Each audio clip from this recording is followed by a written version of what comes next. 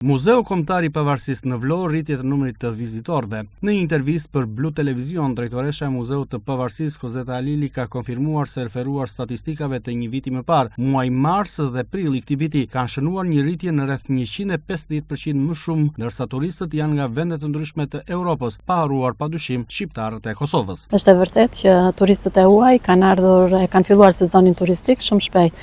Megjithatë, ne themi se gjatë gjithë kohës kemi pasur vizitor që e kanë vizituar, turista që e kanë vizituar muzeun, dhe duke bërë dhe një krahasim statistikor me janar, shkurt, mars të vitit 2024 me vitin 2025, kemi një rritje drastike të numrit të turistëve, pothuajse 150%.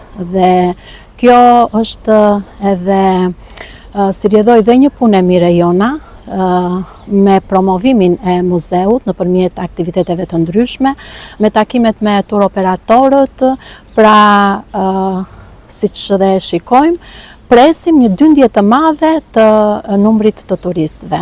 Kryesisht turistët janë nga Norvegjia, nga Irlanda, Anglia, Gjermani, pastaj mos të flasim për pjesën e Kosovës, Maqedonisë, Preshevës, dhe kemi dhe vizitorët e Shqipërisë, turistët e Shqipërisë. Alili konfirmon se muzeu po përgatitet tashmë edhe për sezonin turistik të këtij viti. Janë parashikuar aktivitete të shumta, por për t'i ardhur në ndihmë vizitorëve do të ketë padyshim shtim të orarit dhe personelit, ndërsa shumë shpejt do të bëhet edhe digitalizimi i muzeut. Kemi një larmishmëri të koncerteve dhe të tematikave të ndryshme, edukim nëpërmjet kulturës. Por unë dua të jap, domethënë çdo gjë është mund ta lëmë edhe surprizë, se kjo e tregon edhe më mirë që ne në këtë 3 mujor kemi treguar që numri turistëve është rritur shumë dhe në të ardhmen tani në këtë sezon turistik do jetë akoma dhe më i lartë, por mund të them që edhe lajmin e mirë që ne kemi marrë për të bërë rijetëzimin e Muzeut Kombëtar Pavarësia Vlorë.